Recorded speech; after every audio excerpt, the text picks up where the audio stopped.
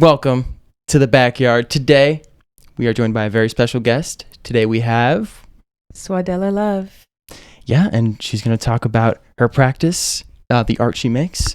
And would you like to say anything else about yourself right now? How would you describe yourself, Suadela?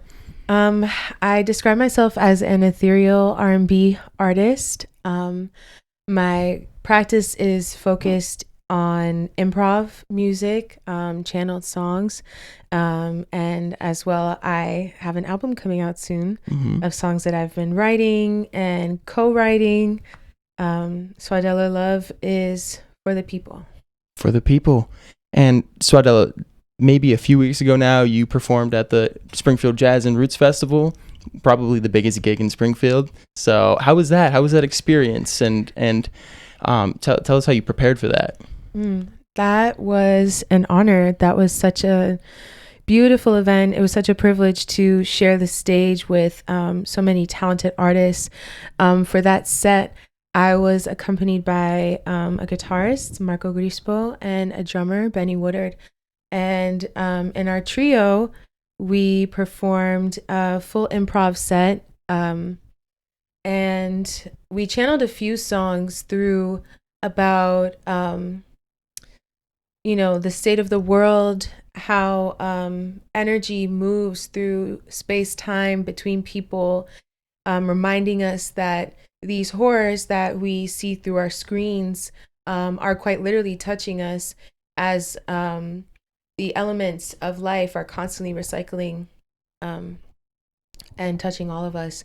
We went through some moments of, chill flow, some really high energy grooves, and the preparation for that was really rooted in the relationship I have with both of those musicians. I've known Benny for over a decade now, from the jazz scene in Western Mass. And Marco I met at school, and we have a really good intuitive vibe when we play together. We had one rehearsal for like almost 4 hours in Brooklyn a week before the gig.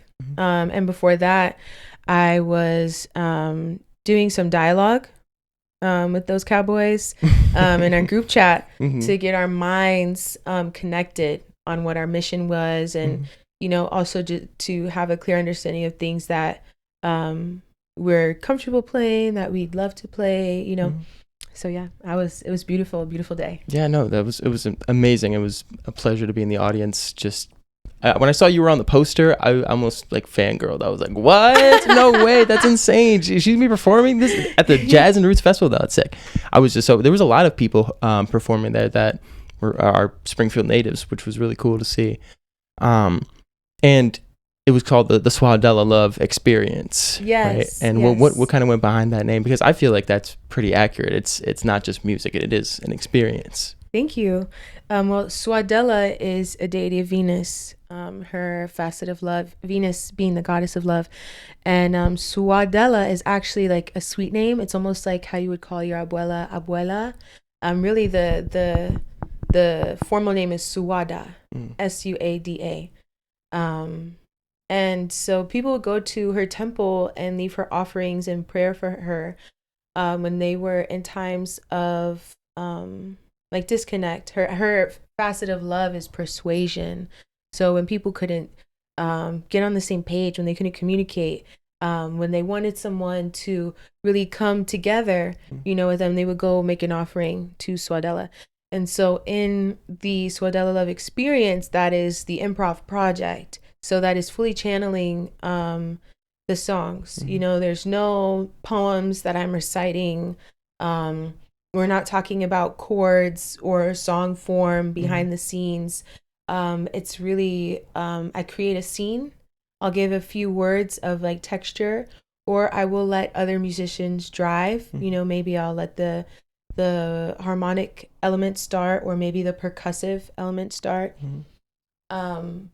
And much like a prayer, it's just whatever needs to come through. That is the Suadela Love Experience. And I really feel that in my desire to be of service to the people, I hope, and I have been told that I'm saying things that people really needed to hear, or that they were thinking about, that they feel connected to. So that is the experience. I'm very privileged to be doing that. Yeah, and it's a privilege to experience it. I remember it was at the Eternal Spring event that you had at Street Level MMA. That was also an experience. You create moments that people gather around, and it's really awesome to be able to go to whatever you got going on.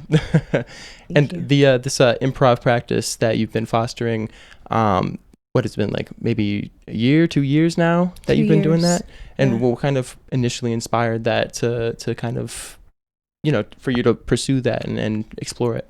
Real talk, I've loved jazz, and really got into it when I was 16, and I was captivated by improvisation. So that's when I started to really become more free in my voice and trust. But after I digested, right? Because you are what you eat. So I studied Ella Fitzgerald. I studied Betty Carter, and I still study. You take some of these solos and you're like, whoa, like she is all in that scale and the way she's feeling the beat, and you learn it inside and out. And then you sing it on your own syllables. Then you start to have fun with it. And that is my Bible, for real.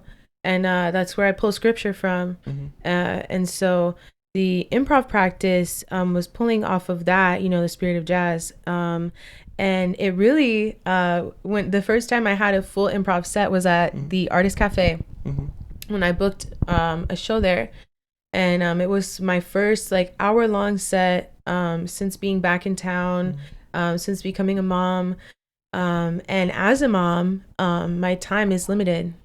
And so I didn't want to sing other people's songs. I'm so done with singing other people's songs. Nothing against nobody else. Of course. But so I found some beats, and I had some beats from friends, and I reached out to some people, and I compiled an hour's worth of instrumentals, and I freestyled. I used my ears. I spoke from my heart. And I think I had a few songs in there. I think actually I opened up the first part of the set with a few covers when I was first getting into it. And then the second half of the set, once I was warmed up, once I was feeling the crowd, I did improv. And then I just started doing full improv sets. And then I started reaching out to people like, hey, would you be open to this, to doing this with me? And it's just been going from there. Is that ever tiring for you, just when you're on stage freestyling constantly? Because I know I myself, I don't even know where to begin wrapping my brain around how you just spit out an entire song and a new song every time. I'm like, what? How, is that tiring? Honestly, that's such a great question. In the moment, it's very exhilarating. I feel as though I'm pulling energy through the atmosphere into my body to bring these things through. And so it's not only me that's doing the work. I'm supported in the work. And I give thanks for that.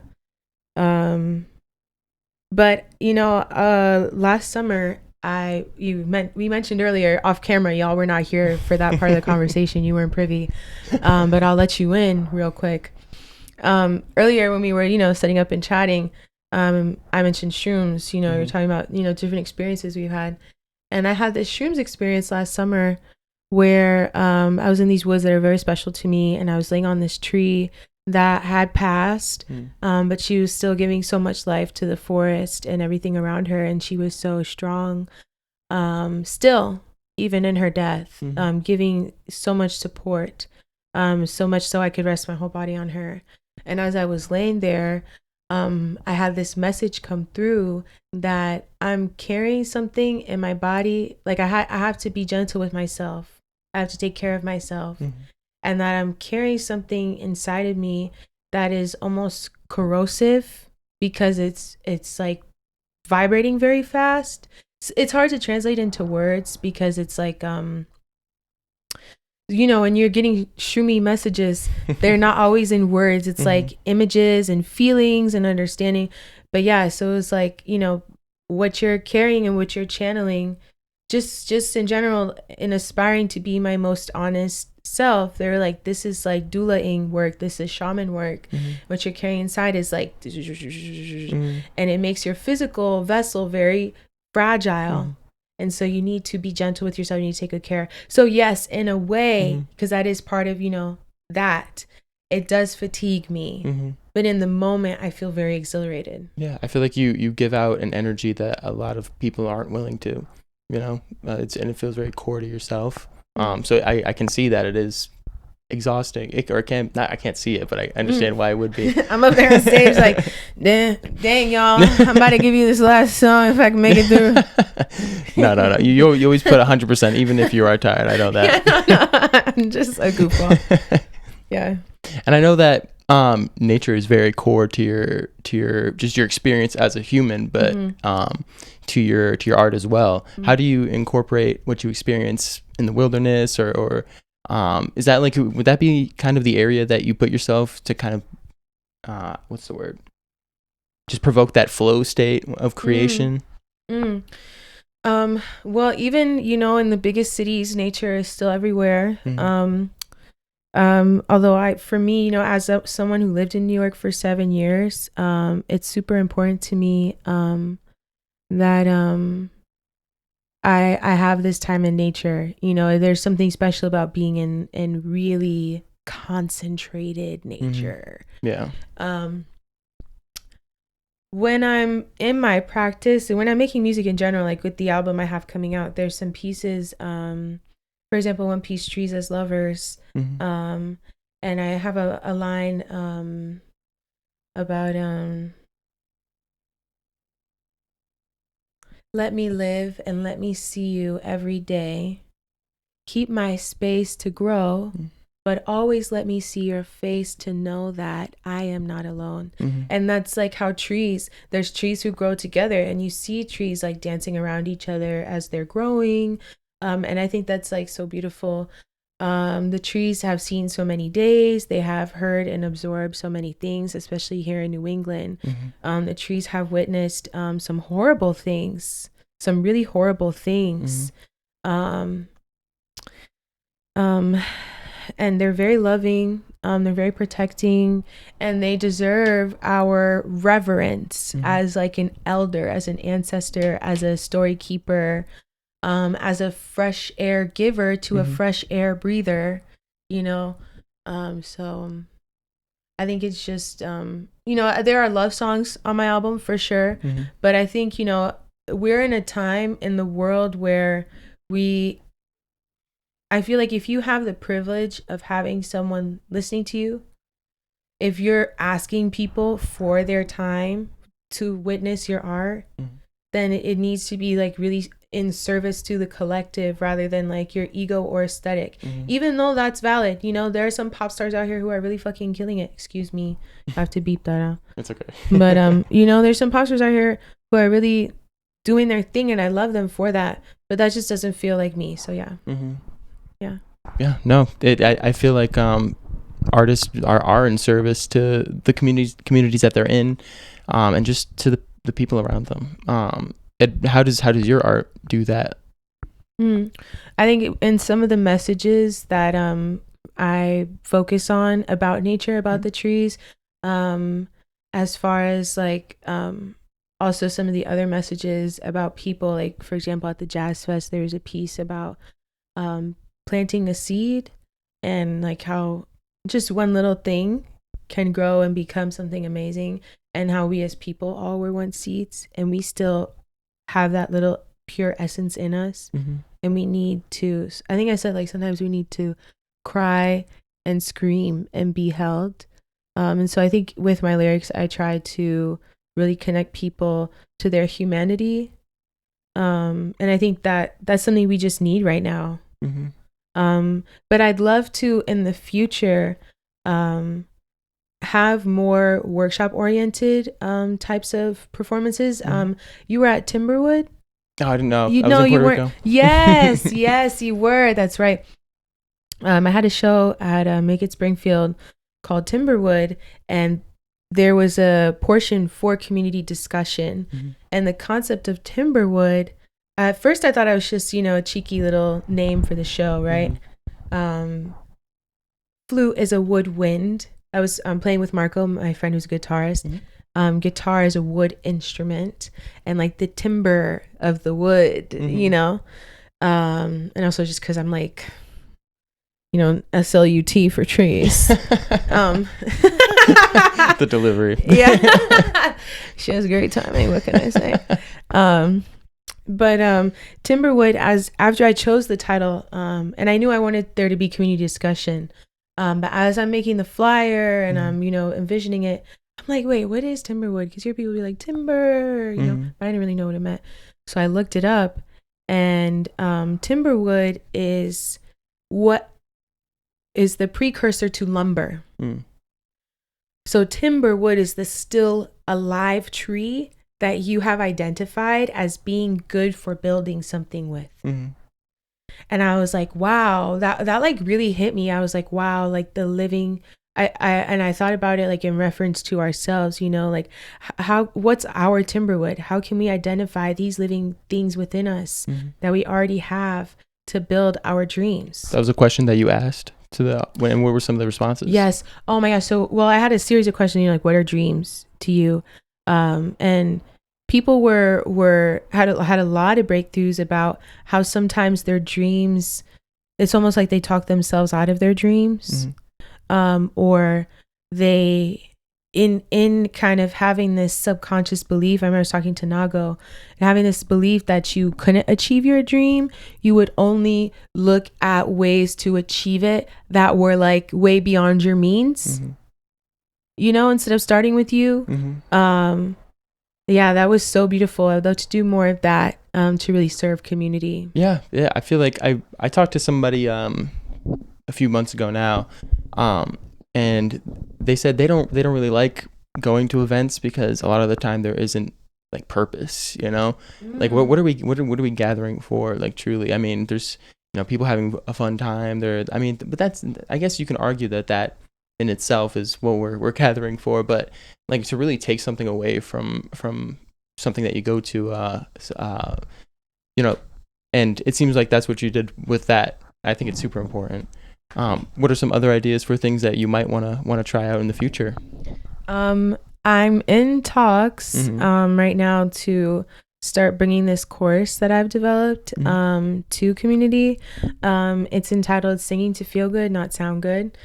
This course is about how singing is a human right, and how there are lots of studies that speak on how singing in your body triggers like a healing anti-inflammatory response, like the vibrations are really healing for your cells, and as well encouraging people to tap into like the range of their voice, because so often in our day-to-day we only use like this much of our voice, and like I said before, sometimes you need to cry and scream. And yes, I'm in talks to start bringing that course to community.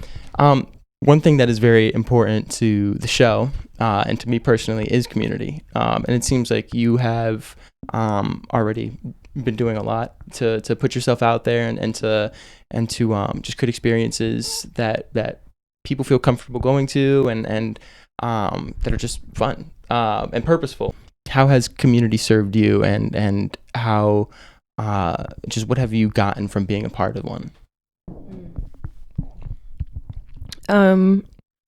One thing I think that I've been really experiencing through time is how people you may see only maybe once or twice a year, but throughout time you start to form these relationships with them. The arts community is often like that because of funding. There'll be like a few like big things throughout, or even in the valley, like you don't have a car, getting around could be isolating. So that's one thing that I think is so magical about community as I grow through time, is like, wow, again, a seed, this connection I had a few years ago, it grows with more tenderness. And then through social media, people recommending things to you, like gigs or grants, That is just so special. I think as well, I love to witness the Western Mass art scene. Like I love to be a part of this arts community here. Very underrated, by the way. Very underrated. And it's so deep and it's really grassroots, and there's so much passion. And I think of Lenos, often. Again, and it's crazy because again, funding and like priorities of powers that be. There's been a lot of places we've mentioned in this interview thus far that are no longer here, the Artist Cafe, Street Level MMA, and they can return, in later iterations. They're not gone forever. But at the Artist Cafe, I remember Lenos, and he was someone that I really got into the improv practice with and became part of my arts community, as well as you. We met there. Yeah. And we are in community. And I love seeing you. I love seeing your art. Thank you. Chatting with you and this project that you have birthed. And that is so awesome. And I love the signature style with how you do an illustration like for the episodes. Iconic. Thank you. Yeah. And so like seeing people grow in community is always inspiring, is always grounding. I have so much gratitude. Yeah. And being a part of community, I feel inspires, or it being a part of one kind of forces you to grow. I feel, at least if you're really interested in being part of the collective and just being in community with other people. I think I faced a lot of growth, and I think you have too, just through your practice. Suadela. Yes. How would you describe your artistic style, or your what does that look like? Yeah, I feel like I always have had a really stylized vibe. I've always loved clothes and fashion. And I think I get that from my mom because she grew up with a lot of siblings, and so they would kind of share clothes, and they had to like figure out ways to like make things look different, like pin this here, or maybe like use a scarf or something. And I definitely tap into that. I love thrifting. I love to hit the thrift. I love to get some scissors and get a little crazy. This is a shirt designed by a really talented tattoo artist, Payne Gretzky. Dear friend did my back piece. And this was like a regular collared tee. And I like cut across, made the sleeves kind of like triangle flares. I used some like spare fabric to tie it up and make the sleeves have this cute little look and tie up the neck. And I just love to do things like that. This skirt, it had a lining. I got it from the thrift. I saw the girls were doing sheer skirts, and I said, let me get my scissors. And I've got a cute little... You can do it better. Yeah, well, thank you. I'm not going to disagree with that. I didn't say it myself, but I'm not going to disagree. And I like to flow. I think that's part of my musical vibe. I love to make breeze sounds, and I love to really move in my body. So I love things that are like feminine, but also a little edgy. I've been told sometimes that I dress like a pirate, and I love that. I love that. I love giving pirate. I love giving mermaid. I love giving fairy. Yeah. You like to make your own clothes. You sing. Everybody knows you as a singer. Yes. But what are some other like art forms that you like to take part in? If you look in my room, I have a lot of little pieces I've created. Behind me, I have this piece. I got this frame at like a church thrift sale, and there's some dried moss in there, seashells. There's also that wall piece that has some burlap, more moss and gold thread. I love to just tap into my arts and crafts bag. And I do have some paintings I've made in the past, and I also feel really creative in the kitchen. I'm always like, I just think like my creativity is a part of me. So it's in all things, trying different hairstyles or definitely cooking though. I love and that I think as well goes back to my love of nature. and how magical and medicinal she can be, and how many amazing flavors and experiences we can have through what she has provided. So cooking is definitely very creative and tapped into that. Yeah, she gives us everything. yeah, literally. And if there was one kind of artistic form that you would like to try out, that you've never, maybe if you could pick one that you could be good at right now, what would that be?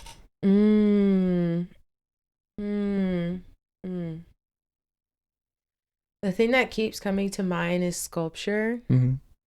I would love to know how to use like a torch and weld things. Like definitely like getting in the kiln and like, you know, like let me work with some fire and some metal. Like a blacksmith or something, like you make a sword or something? No, like there's I've been really into like some sculpture pieces that use like metal, and they're like out in nature, like they're made to withstand the elements. So using like cement and different kind of hard durable materials like that. I would love to be like a large sculpture artist if I could just do that. Thank you. You just helped me manifest that. You're welcome. Yeah, I could like see it. I could see myself like with the thing on and the heat, and I'm like, yes, in your pirate outfit. You know? Yes, in my pirate outfit. The gears are turning. It was the question, the answer, Does the question. Hear like ASMR? This is ASMR with Suadela. Suadela Love. It's not milk. It's horchata tea. I guess it is milk. This is going in the video. It's milky.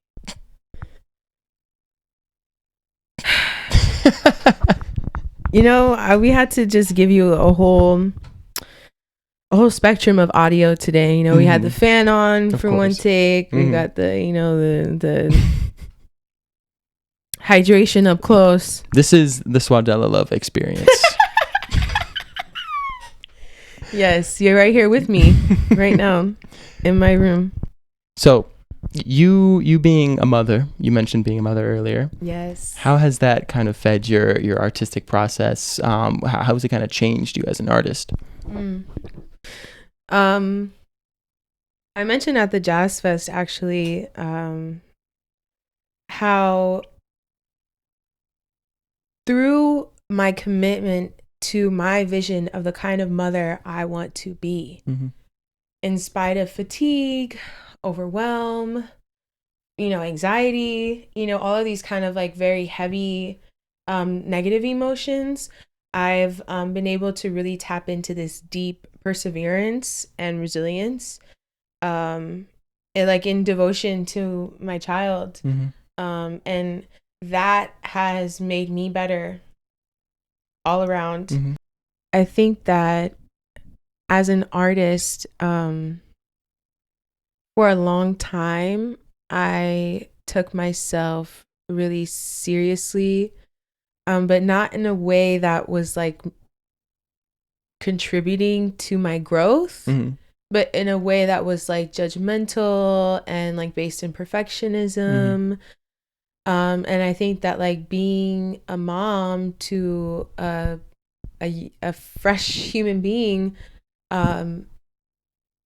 when you allow yourself, you can tap into their brain frequency. And young children's brains do operate at different frequencies, like theta, which is almost like a state of like hypnosis. And they're just like so open and unbiased to whatever is happening. And so sometimes like in play,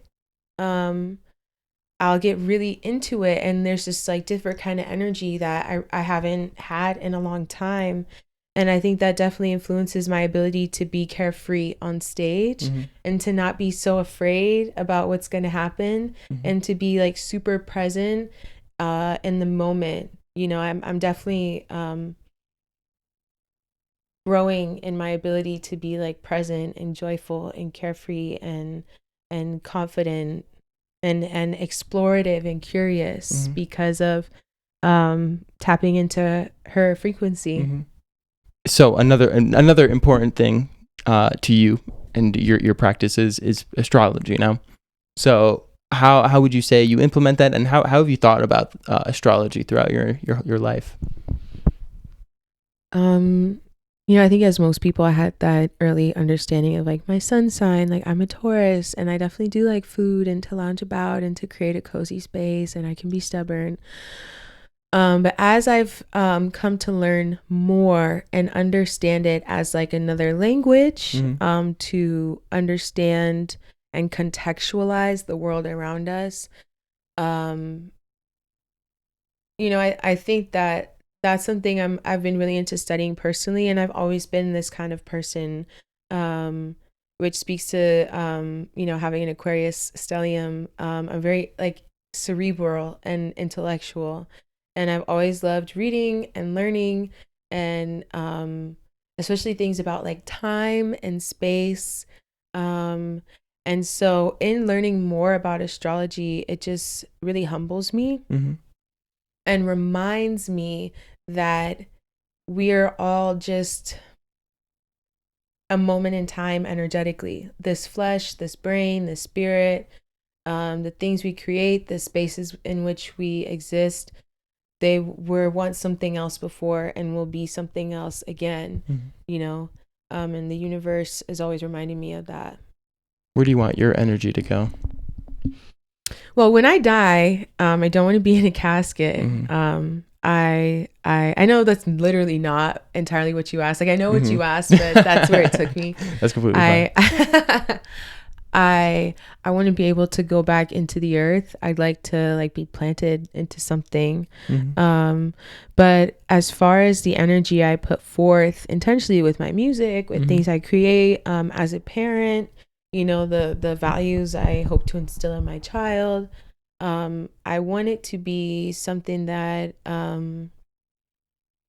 is remembered as honest, and that also inspires more honesty. I think that, and it's not even that people are like liars, it's that we are so conditioned to present ourselves in a certain way, or we're so conditioned to perceive the world in a certain framework that can limit our ability to express ourselves, that can make us feel isolated in our experiences that are very human and universal. And so I hope that through what I exemplify in my music, through what I exemplify as how I live, and again in my child, that it just inspires more truth. Free living. How do you feel about leaving a legacy, and is that important to you? Like, what do you want people to think of you when you go, or just when they think about you at all? That's interesting. I heard this song in my head it was like a jam session I had when I was going to the community music school in like high school in the jazz band. Do you ever feel like through creating, you're creating your afterlife? And I'm like thinking about that stuff at like 15, 16. But I think that like legacy is it's not even about like what you make, it's about how people remember you. And so of course I have like Billie Holiday on my wall up there. I have records of the greats. I would love to be a part of people's lives, as in the music that I make. I think that, right, like I have this vision. I always say, for a while I used to be repelled by fame. I still am. It's like scary. A lot of things that happen in really upper echelons of celebrity, and but I do want to be like hippie famous in the sense that like, I that my music can take me places, that can take me and Lila places. I love taking Lila to shows. I love seeing her in the crowd. And I'd love to touch people with my music around the world. That would be such a privilege. And I think that, my legacy will be my child or possible future children. and how they exist. That's beautiful. So like we were talking about before, we were talking about legacy, and I feel like leaving something like that is hard nowadays, especially in the age of social media, where, you know, AI generated art runs rampant, and I know you're a staunch opponent of that. That could be an entire separate conversation. But what is it? How have you tried to navigate this kind of era of artistry in the social media, like TikTok creation era? Yeah. You know, I think it's funny because this came up recently for me. I was really into Tumblr. Really into Tumblr. And I had like kind of this is like lore, so you won't get the full story. But I had kind of a crazy experience where a family member like found my Tumblr and like showed it like to my aunt and my mom, and then like they like ambushed me one day after school, and they just didn't like how I was expressing myself on there, and they were very skeptical of the internet, and they made me delete it right then and there, and I lost friends. I was really popular on Tumblr. I had like tens of thousands of people like, and I feel like I never really recovered from that, like as far as my like social media enthusiasm and like really like giving into the bit, you know. However, with my album coming out now, so it's like I use my Instagram kind of like it is a Tumblr in a way still. I don't really like short form content, like doing the same repetitive type of content to get views just feels weird to me. I feel like my Instagram page is like a poem, and it's like a collection of live performances, or, you know, being in the woods and capturing a moment. But with the album coming out, I have been, you know, taking stock of what my options are, and I'm definitely ready to start executing some of these plans, you know, I've been writing down, and social media methods I've been learning to get that traction going. Yeah, it's a little hard having to be an artist and a promoter, marketing expert at the same time. But I feel like that's a lot of what people have resorted to doing, because what other choice is there besides like going out to like community events? But not everybody is the kind of artist that would want to do something like that. How have you kind of navigated trying to just get the word out about things that you've been doing, even just outside of social media? You know, I'm it's communication, you know, and it's having that community. Also, I think it's making sure that when you do have people's attention, you're very impactful with it, so that they want to come back for more. You're giving them something, you know. You mentioned something earlier about social media, marketing, and, you know, that kind of world, and then things outside, you know, person to person. And for me, I really do value that community performance, you know. I think that having views and followers and streams has its own value, but real money as an artist is merch sales, ticket sales, people being invested in who you are as a person. Streams pay horribly, terribly, disparagingly. And if, you know, for me, so I'm not like that concerned with like, even though I aspire to it and I will be working towards it, but I really want to have something of value to my community so that I can sustain them and they can sustain me. Yeah, the views, likes, they're all very, very, very shallow.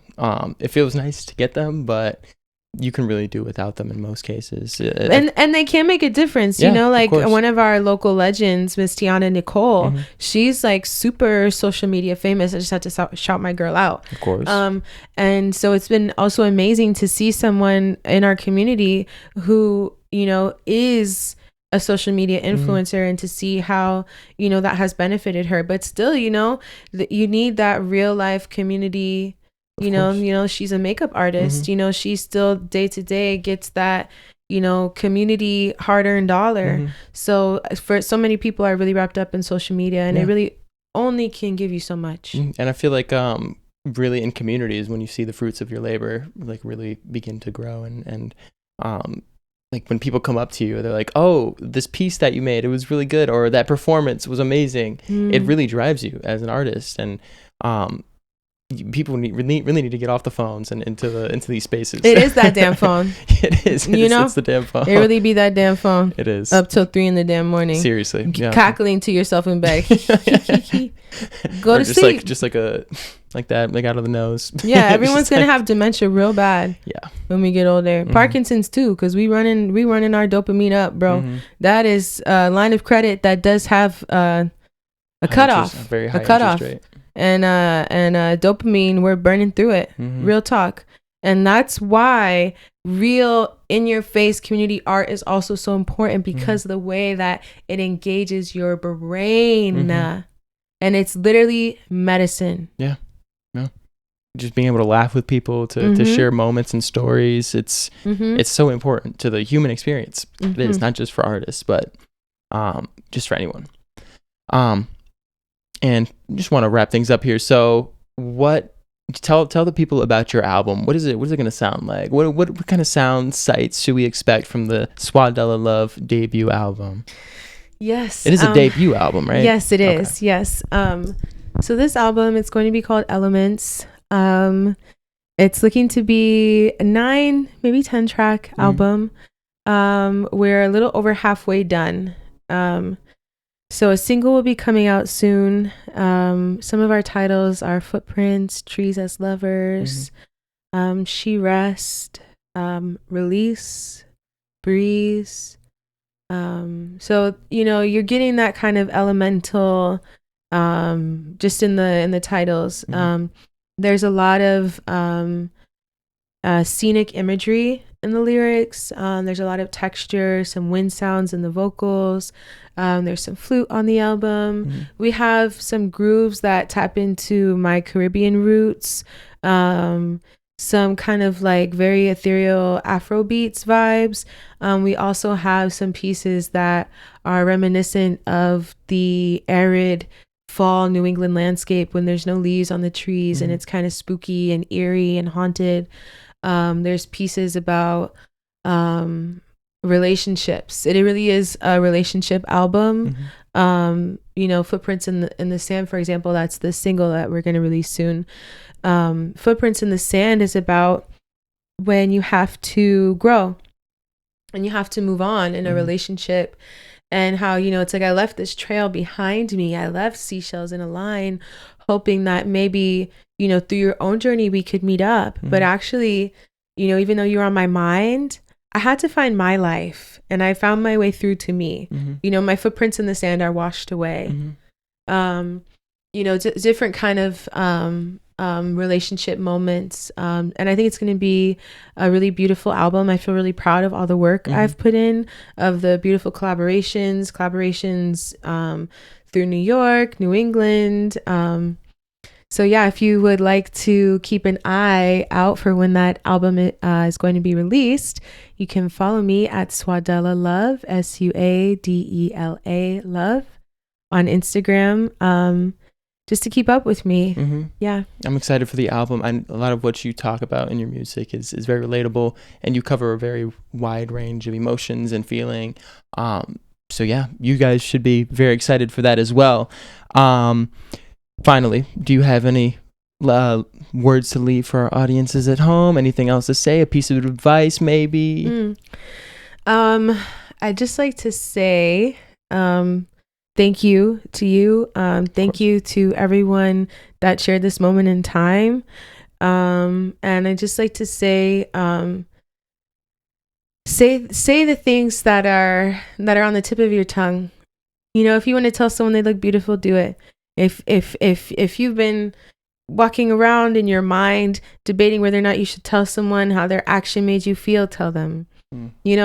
Life is too short to keep so much inside, and that's why a lot of us are dealing with a lot of pain and tension and inflammation. So keep it true, keep it loving, and take it slow. Period. All right. Well, thank you very much, Suadela. Thank you all for joining us today. This has been The Backyard. We'll see you later. Peace out.